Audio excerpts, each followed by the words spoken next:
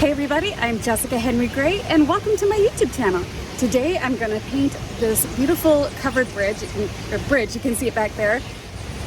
We're going to have a lot of fun with this one. Alright you guys, I'll see you on the other side of this intro. Welcome to my YouTube channel. My channel primarily focuses on plein air painting. I focus on painting in a manner that teaches you the basics of plein air painting with efficiency, composition, and basically getting out and having a good time.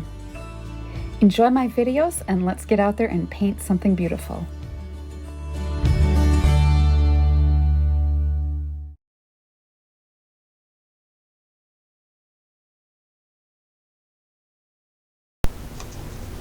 All right, so when I begin this little sketch, what I want to do is kind of think about the format that I like most, and I pretty much knew from the beginning that I was going to go horizontal with that design. And of course the dappled sun was something that I really wanted to make sure I captured with this exercise. And I also wanted to work on really kind of clarifying and isolating some of those beautiful greens and demonstrating the best way to handle those in a situation without being overwhelmed.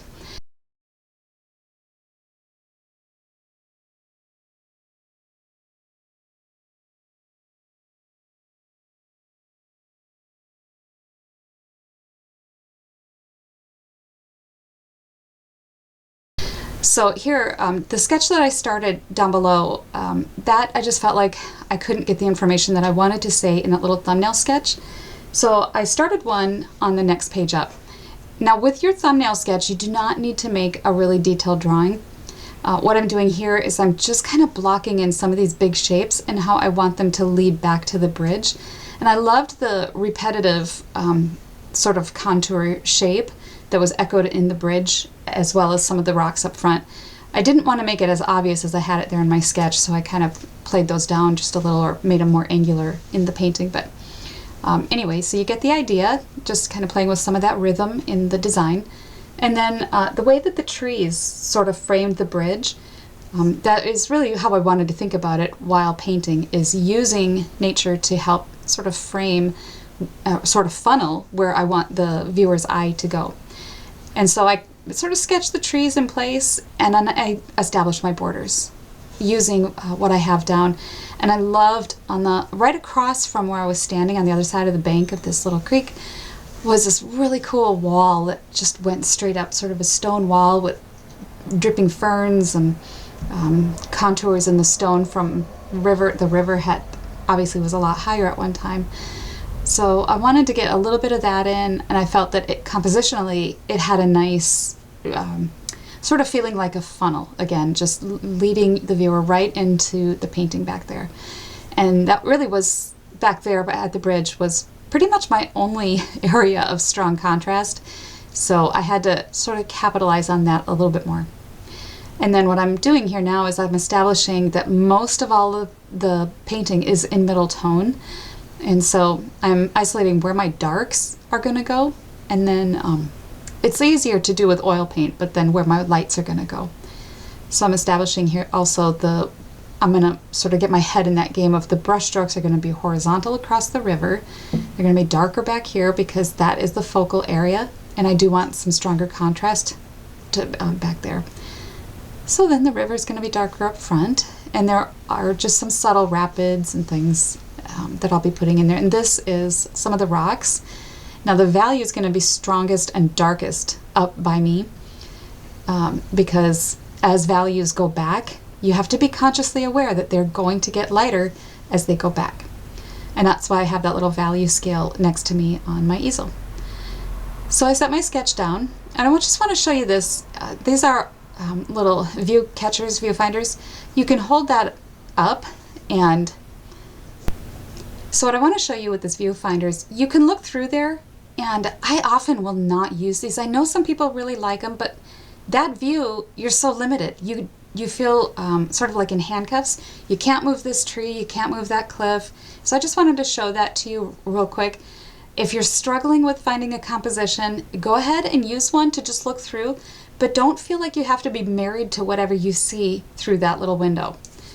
So if you like a tree that is off to the side, then add it. And as long as it contributes to your composition in a way that is going to work for you. So I want to show you what oil paints I'm using today. I've got titanium white, cadmium yellow light, and cadmium yellow medium, yellow ochre, transparent red oxide, which is new, and then burnt sienna, ultramarine blue, alizarin permanent, and phthalo green.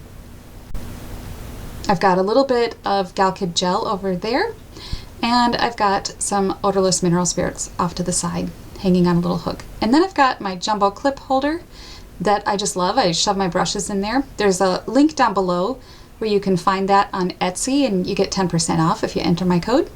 All of that's down below. And then you can see my newest addition to my palette, this box and paint little palette garage kind of thing. I absolutely love this, and I've tried a lot of different versions. If you've been following me on YouTube for a while, you know that I've been really exploring palette garages. I have found that this is the best design. They come with a little tiny palette knife that fits perfectly into each one of those little slots so you can clean it out. And then a little felt thing on the inside of the lid that you can put the clove oil on. And it rubber bands up together, you throw it in the freezer, and I'm thrilled. So it's coming to France with me.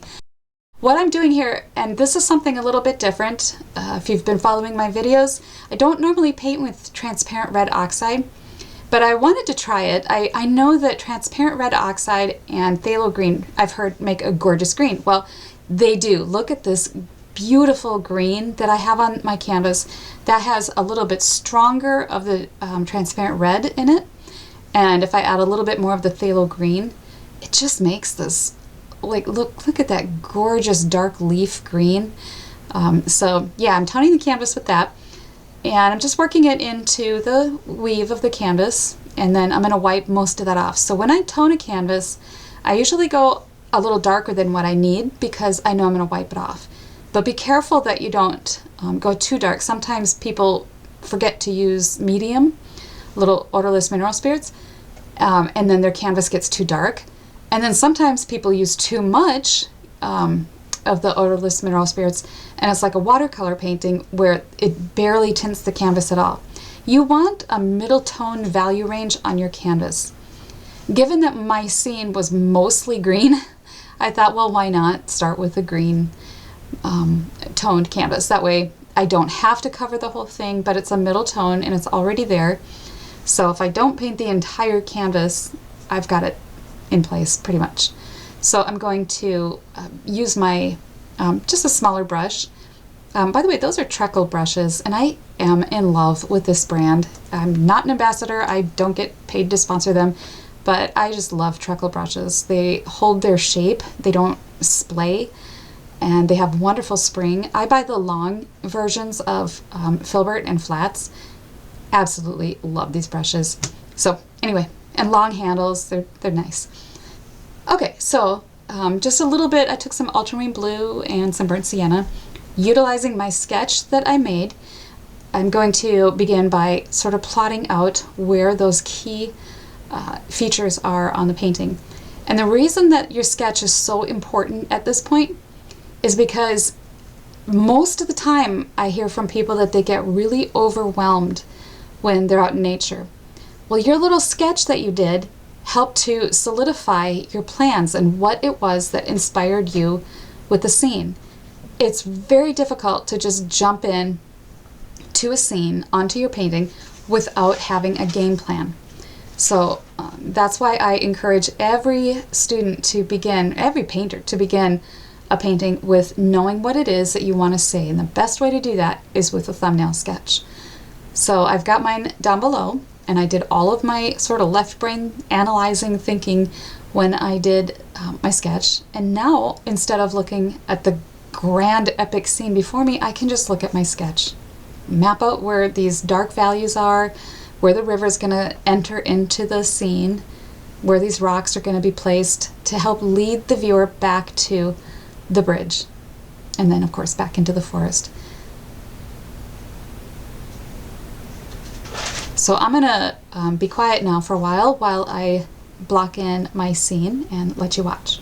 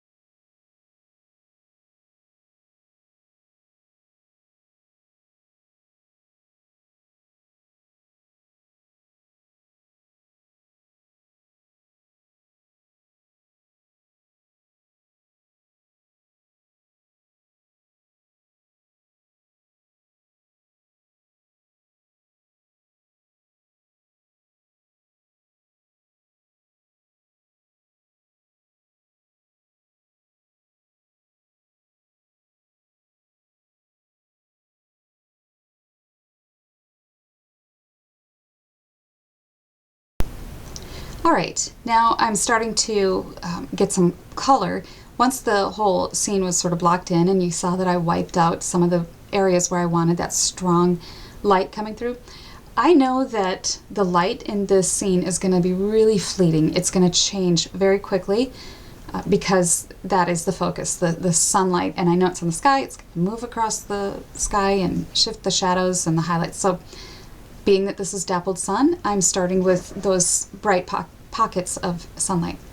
And I do like to start further back if I can, but whatever you're working on, if you've got sort of a spot where it really is a focal area and the lighting is gorgeous, just grab it quick, put down a little bit of a, whatever you see there, that little sunshine, and yeah, then you can move on. But so here I've added a little bit of white to that sunlight color of cad yellow light, and that before it was phthalo green. So now I added a little bit of ultramarine blue and white to that to cool it down. So it still is really bright and very sunny, but it's cooler because it's further back. And you'll see as my sunny greens progress toward the viewer, they're less cool and they're more warm sunlight. And that's one way you can sort of show that distance. Even though it's warm sunlight, it's still further back, and so I make it cooler. And white and blue, most specifically white, will definitely cool down your any color. So I'm making this just a bit darker now with the cad yellow medium and some of the blue, some of the phthalo green. Be very, very careful with phthalo green. I like to use analogies and comparisons with cooking. So if you imagine that phthalo green are like red hot pepper flakes, it will totally affect the entire dish you're cooking, whether it's cayenne pepper, whatever. So you have to handle it very, very carefully and only a little bit at a time. You taste something that you've just added cayenne pepper to, see if it needs more. That's how it is with phthalo green. You just add a tiny bit. If you need more, go get a little more. But all by itself, it's basically like a stoplight green, which there's nothing in nature that's that color. However, mixed with other colors, it's gorgeous. So that is a little of the phthalo green, ultramarine blue with some of the cad yellow medium. You can mix some yellow ochre with it too, just to sort of, for those shadows, I like them a little darker. And the yellow ochre is semi-opaque, so it will, in a way, sort of cool down blue, like that ultramarine blue. It's still turning into a green, but there's something kind of opaque, coolish about it, sort of along the same properties of white being opaque. If you put it to anything, it will cool it down. So any sort of opaque color is going to have that effect. A lot of people overseas are not able to get phthalo green, and so they use viridian green. And viridian green is very, very similar, but it is not transparent. It's more opaque. So when I take viridian green and I mix it with, say, a cad yellow, it has more of an opaque quality and it cools it down. Whereas if I take some phthalo green and mix it with cad yellow, it turns into a brilliant, almost like looking through a leaf into the sun. Like it's almost like stained glass, and so it doesn't cool it down, it just makes it more vibrant, and that's what transparent colors will do. So here you can see I've made a nice cool green.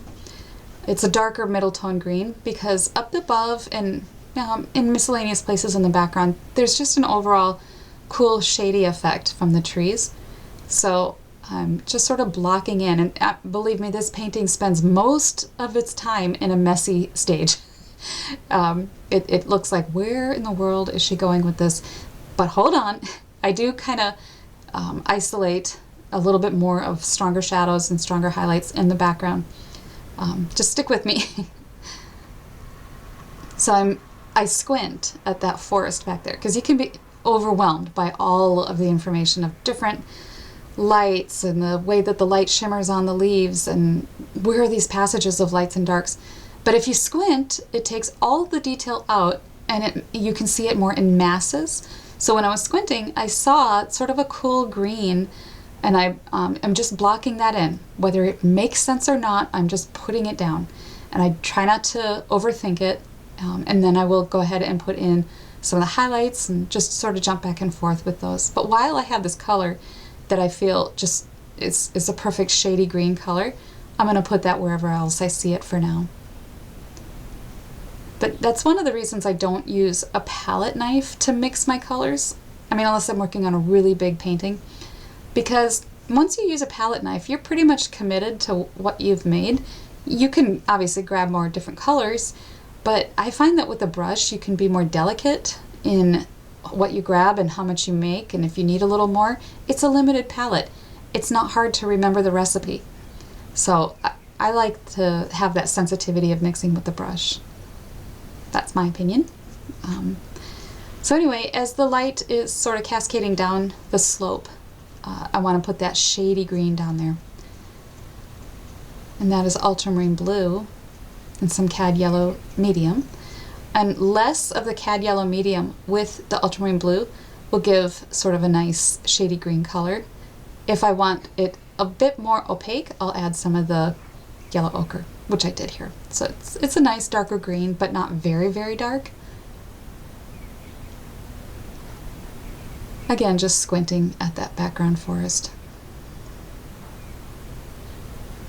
If you kind of think about these passages as being like pieces of a puzzle that have to fit, they have to make sense, that really does help. And that darker green worked for some of those distant tree trunks and to sort of create the illusion that there's trees and things going on back there.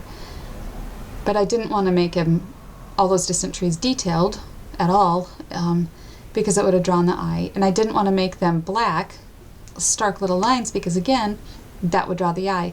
And if I make those trees back there dark and black, like they might have been when I saw them, the brain would have a hard time adjusting to what is near and what is far. So you have to I can't say the word, mentally decide that you're gonna make all of your values up front as dark as they can, and then let them progress back. Even if it doesn't look like that, you just have to choose to do that. A little bit more sunlight to that green, those green patches. And you can see how by painting around the bridge, now the bridge is just sort of popped out, and that was what I was hoping would happen. Again, if I were to just leave the bridge right now and not paint it, it would, to me, I think it would look sunlit and almost done. But I don't, because I want to paint the beautiful stones. So I'm painting some of the sunlight in the back, and I'm using cad yellow light with the white, and I'm mixing it right into that puddle of green that I had. And because I feel that the middle tone and darks in the background are in place and they look fine, now I'm adding the highlights.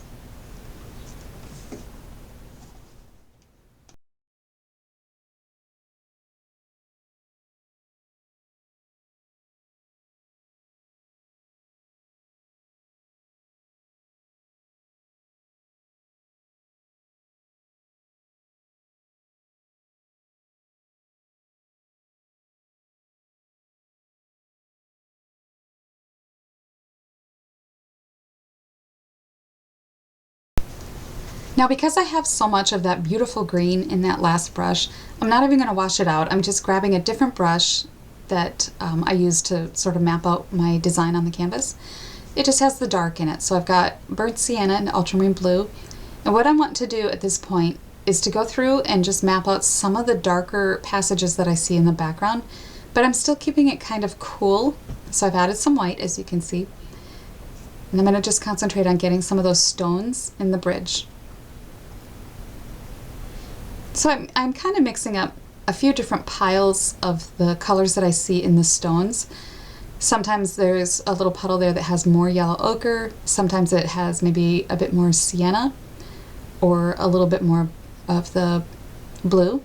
So you can just, I don't mix up a ton of piles before painting, but sometimes when I know that the light's going to change quickly and I want to get these colors in as quickly as possible, I'll mix up a few puddles. So I've got my dark here, and I'm thinking about the stones on the bridge and how they're sort of choppy. and I'm laying them down bit by bit, being conscious of the edges. I don't want the sort of choppiness to make it look like the bridge is weathered and the stones are all kind of squishy or fuzzy. So I'm careful that the edges still look sharp, but yeah, just working on laying down little pieces of paint. And then as they get closer to the light, I've got some lighter stone colors up there, but not my sunlight color yet, so I will add that later. I've got a little bit of the cadmium yellow into that white to suggest where my sunlit spots are going to go. I do hit them brighter a little bit later. But I like the use of the cadmium yellow to indicate the sunlight on this bridge, because essentially the light would be streaming through the leaves and create sort of a golden haze, golden greenish haze on whatever they're touching. And so I wanted that to be a bit more of the golden sunlight in there. If you're wondering what I'm wearing on my hands lately in my recent YouTube videos, these are little hand gloves you can wear that help protect you from the sun, and they're very cool and lightweight. And I've noticed my hands have little spots that they didn't used to have. I'd like to think they're freckles, but I don't think they are. And I had a little bit of precancerous spots on my nose last year, and so I just want to take extra precautions now on my hands especially to avoid anything. So I'm taking some of this darker color and I'm kind of clarifying where the top of that bridge is. And I'm just laying down a very gentle horizontal stroke using different shades of dark as it goes across, because the sort of the lip of the bridge up there had a bit of a shadow. And in pieces, in little places, there were some sunlit spots, but I get to those later. Sometimes it's nice to have something in your painting that looks finished. So I always say, to people, try to find a passage that you can get finished as soon as possible. It makes it feel like you have sort of accomplished something, and if you have to leave right now, that looks kind of cool, or whatever. Do something that you're going to feel good about as soon as possible. It's just good for the psyche. And it does help too. I do that with my still lifes or portraits, whatever. If I want to get the eyes in place, or maybe a piece of fruit is going to turn bad because I cut it open on a still life, I will work on getting that done right away.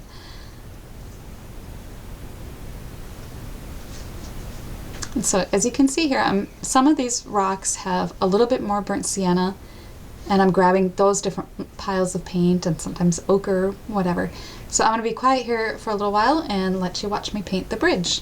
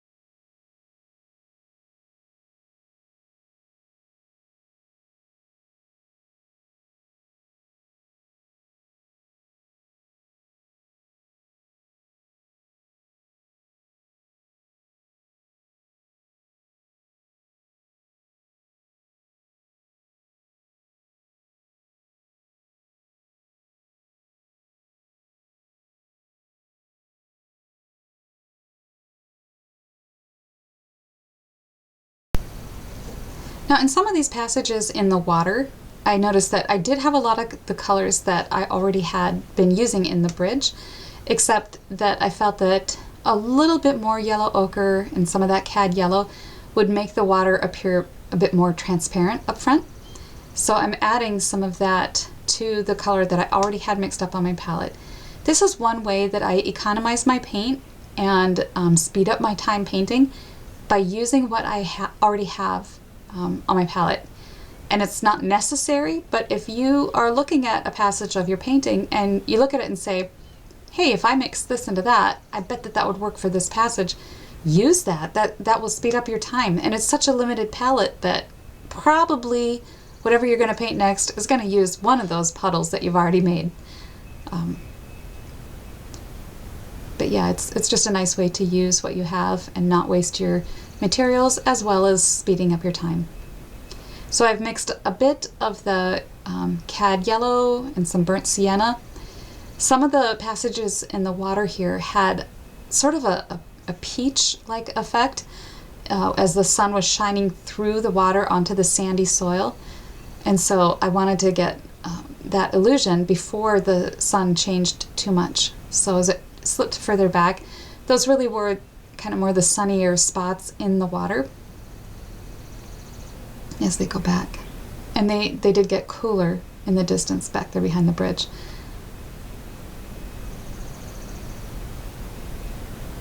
And those shadows on the surface of the water from the trees are just such a beautiful shade of purple that I do get much later. But at this point, it's important that I try to capture the sunshine.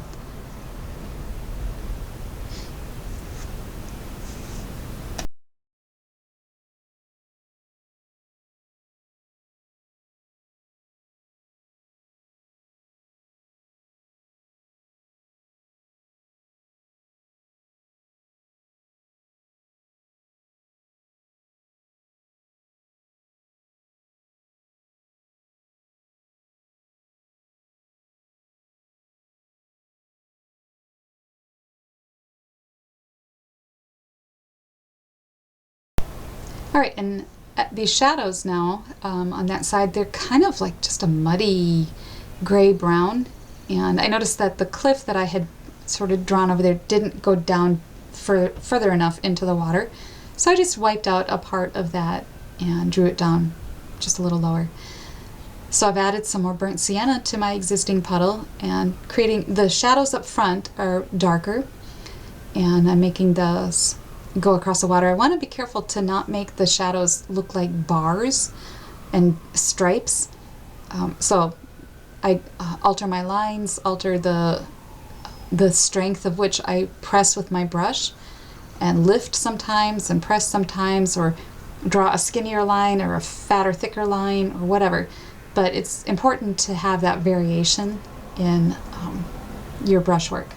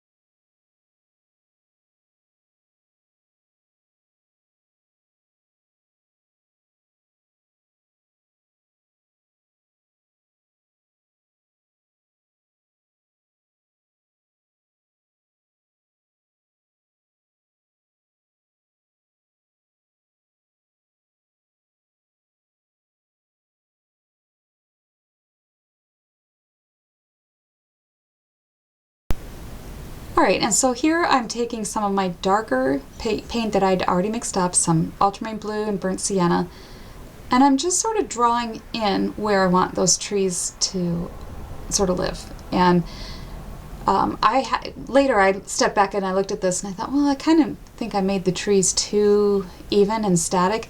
So you can adjust that by just changing the way you want your trees to grow to make them a little bit more interesting. And I think I catch that later on. But anyway, as I'm going, you're concentrating on so many different things that you don't see. Our brains have a tendency to want to make everything symmetrical and in its place. So just be aware that we do, as humans, just have that tendency. So I've got a little burnt sienna and yellow ochre, maybe some cad yellow, into this mixture here, and I'm taking and laying down the slope of that side of the hill, and it was covered in fallen oak leaves and some ferns and things. So I'm trying to get the color of oak leaves in the shade. You can kind of see the dirt next to me right where I'm standing, that has sort of that brownish color. Well, in the shade across the river, it had this really nice sort of warm shadowy color of that brown, and I liked that, and I pushed it maybe just a little darker than it was because I'm going to pop in some of those highlights where the sun is hitting it. And it's okay to sort of exaggerate some things just a bit to push and enhance a specific idea. And in this case, it's dappled light. And so if I made the shadow or even the middle tone color around the sunlight just a little bit darker to make the sunlight seem brighter, that's a perfectly acceptable strategy. And so I'm taking on this side of the river where the sun was streaming through the trees and hitting it directly, I was adding a bit more of the cadmium to that brownish mixture. So this is more of a shadow color, the ultramarine blue and the white. And you notice I did not clean my brush, so whatever burnt sienna was still on it, I'm okay with that because it sort of neutralized the blue a little bit and made it less vibrant blue and more kind of shadowy blue. A little bit of white, and I should just get a new brush. I do clean it off every now and then. So some cadmium white, and or some white, and it's a little cad yellow, a little bit of the alizarin to make this bright sunlit orange. That's for my spots on the other side where the sun is hitting it. And I will use that also on the side of the bank where the sun is directly hitting it. But I did love that effect of seeing the sunlight sort of trickling down the hill and bouncing off the other side.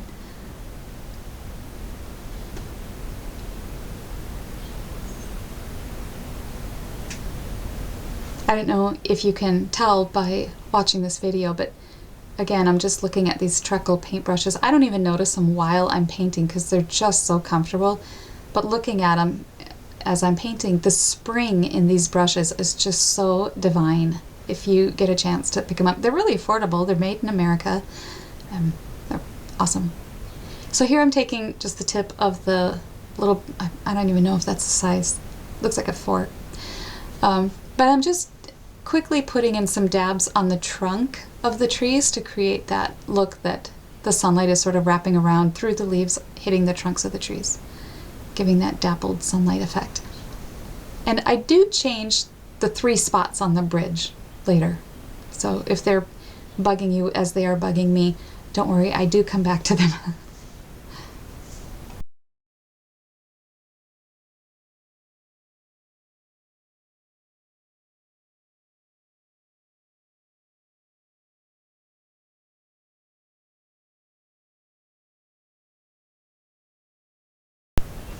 Alright, so here I've taken some, just the brighter cad yellow and white, and I'm trickling in some sunlight, sort of dancing on these leaves as they cascaded down.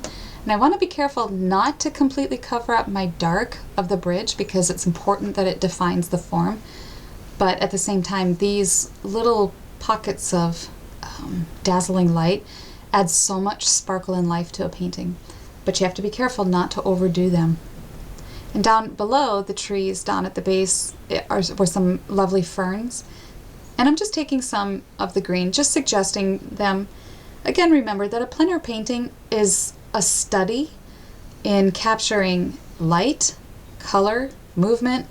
It's there. The intention of a plein air painting is to teach you how to capture those things accurately from life, the things you don't get in the studio, unless you're working on a still life or whatever. But working from plein air strengthens your mental abilities, your capacity for understanding, so that should you have to paint in the studio from a photo, you have an arsenal of information and knowledge and experience gained from life on accurate color and light, which doesn't always show up in a photo. Yes, we have modern technology, and you can really adapt photos to your saturation level that you like or whatever. But there's always something a little static about working from a photo. So the more you work from life, the better you'll be at understanding what needs adjusting when working from photos. And I also find that plein air painting makes me faster in the studio because you are always learning how to be more efficient with everything you work on.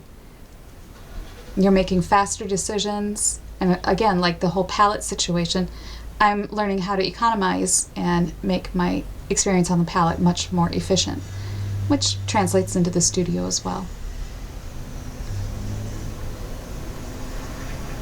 So just taking some of that sunshine green on the sunlit side, and I'm thinking about trickling down the sunlight. Now at this point, before I layer the trees, I'm looking at what should be layered first, the background foliage or the trees and so forth, because in some places putting the foliage down first matters, and then you put the tree over that, and then you build up other leaves over that tree. So you kind of have to think about in layers at this point. So I've got a nice darker green, ultramarine blue, yellow ochre. Oh, I'm looking at the side of the cliff over there where this beautiful mossy green is in shadow. And I'm using my brush strokes to define the form of this land formation.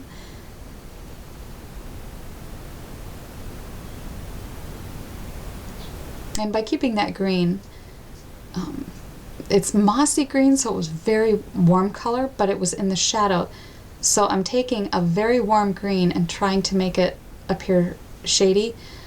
And even though it still looks warm, I've added a significant amount of yellow ochre or white to cool it down.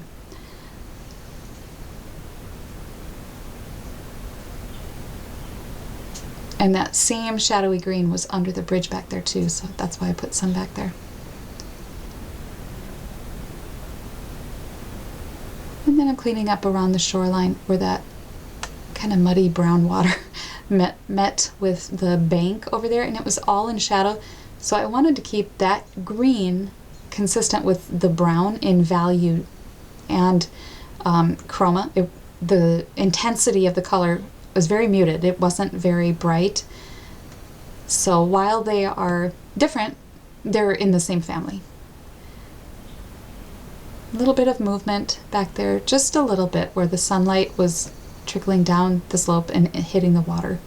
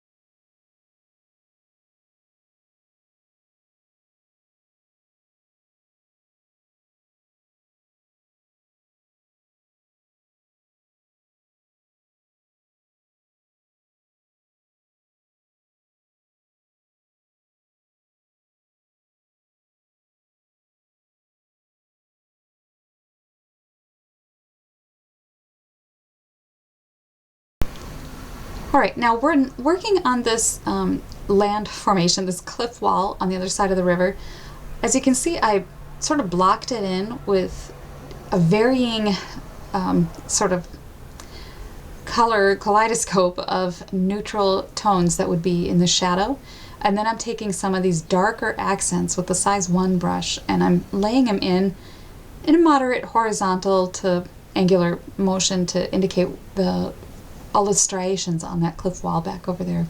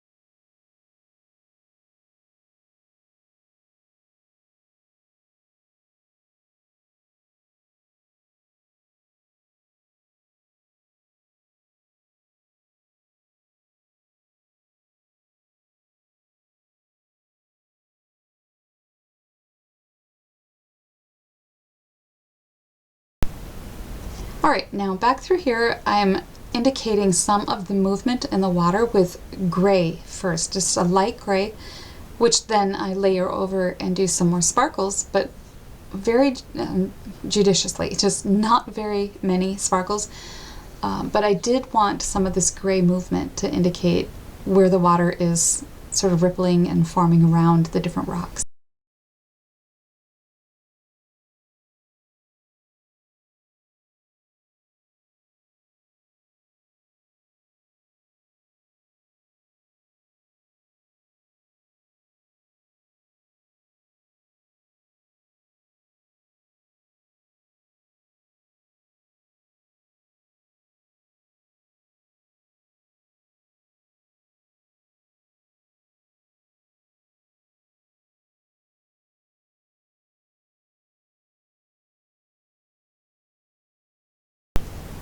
All right, so here I'm taking some burnt sienna, and that is a little bit of alizarin that I used. And you can take alizarin and phthalo green and come up with a beautiful brown. Also, of course, my normal ultramarine blue and burnt sienna to get the brown. So I'm just taking a nice solid dark, and I'm drawing in the shape of the tree now, because at this point in the foliage and different things that I've put in the ground, to me this seems like a logical place to start putting in the trees, because then I will layer more foliage over those trees as it starts to come closer to us.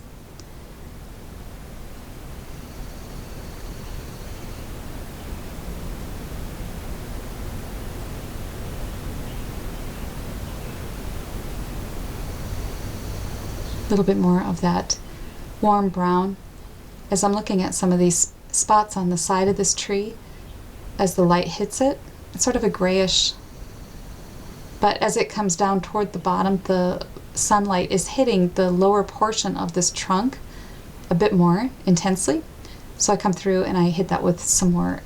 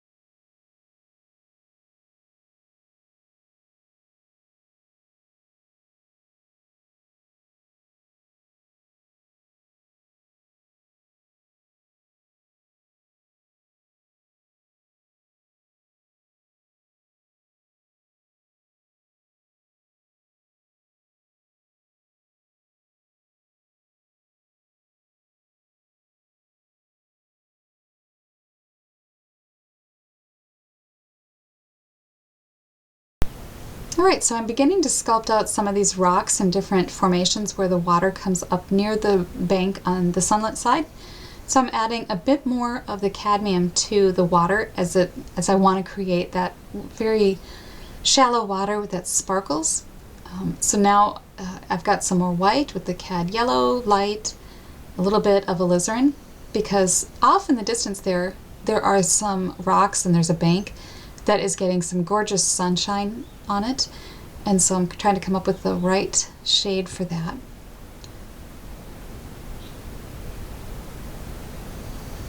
The sun is so bright as it hits this rock. And I'm using brush strokes that are very angular when I'm painting the rocks to really, well, to indicate that it is a rock now that we're talking about and no longer the soft curve of the land. So as this rock comes down to the water, I'm thinking about how the light from that rock bounces off to the next thing and so forth. But that is water behind it as the water flows around in that little cove, and a bit more of the white and the cad yellow into that as it sort of comes up the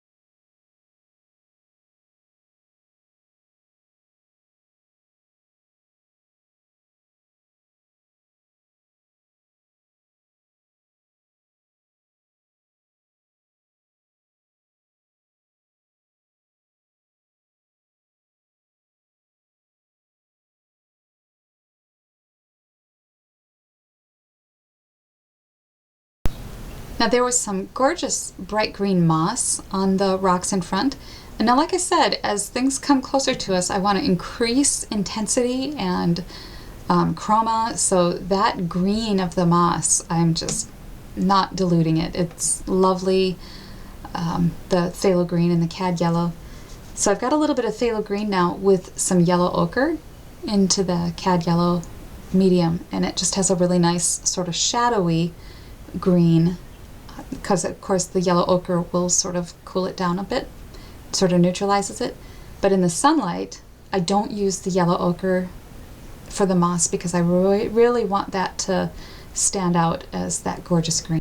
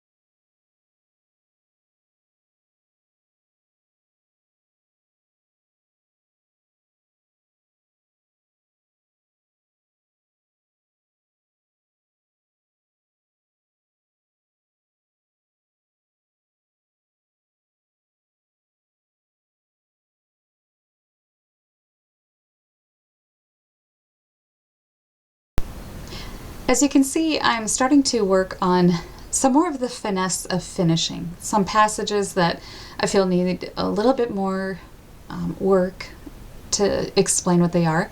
So this rock kind of comes in and there's a dark shadow around it, but so there's some smaller rocks and I want those to be there but not to really jump out. So I'm putting those in as soft and quiet. You can sort of see them in the background while I'm working there off to the left. But I liked how these rocks, and that's why I chose this area in the forest, I like how the rocks sort of tumbled down into the water, and I wanted to capture that very organic lay of these stones into this painting.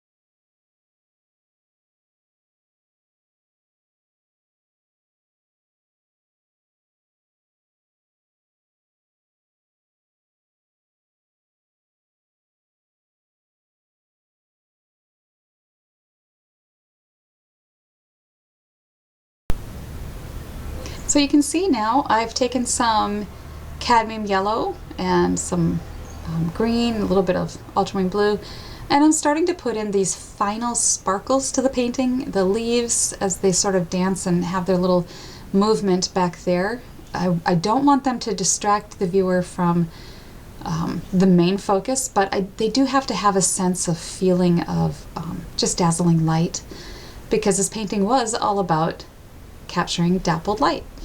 And so as I'm working on that, basically from here on out, it's just little piddly detail things, but I know that those are also important because it's hard to know when a painting is done.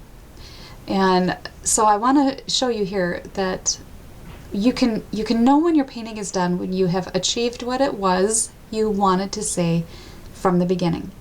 And so when I look at this study and I'm contemplating where is the finish line and how much do I think I have left, I'm asking myself, have I arrived at the thing it was I wanted to say?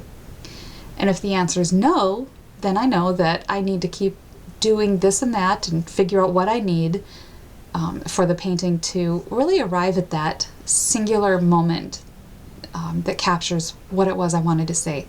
Like, have I captured the sunlight yet? Or does it feel like dappled light? And if the answer is yes, then just step back. You know, I'll look at it for a bit. Maybe I'll even live with it for a day or two. But I do want to say I generally do not work on paintings back in the studio, because even if they're not perfect, or I think that I could probably enhance this in the studio, I just don't, because there is a freshness and a fleeting quality to what it is that you painted in nature. It's a journal entry, and it's best just to leave it for the purity that it was in that moment. And so that's why I don't generally work on things back in the studio. And so basically, to wrap this up, I'm just adding some ferns and some moss and things, just like a suggestion of that foliage down below and in front. And I will clean up a few things and add some sparkles in the water and those 3 dots on the bridge that are still staring at me. But anyway, I hope that you guys all got something from this video, and we'll find something that you can take with you, not just plein air painting, but in the studio as well. And whatever endeavor it is that you like to paint, portraits, still lifes, it all teaches us. There's a universal quality to art education that covers any spectrum that you want to work in. So I hope you enjoyed it, and check out the links that I put below. And I hope to see you at one of my upcoming workshops. And I'll see you in the next video. All right, you guys, thanks so much.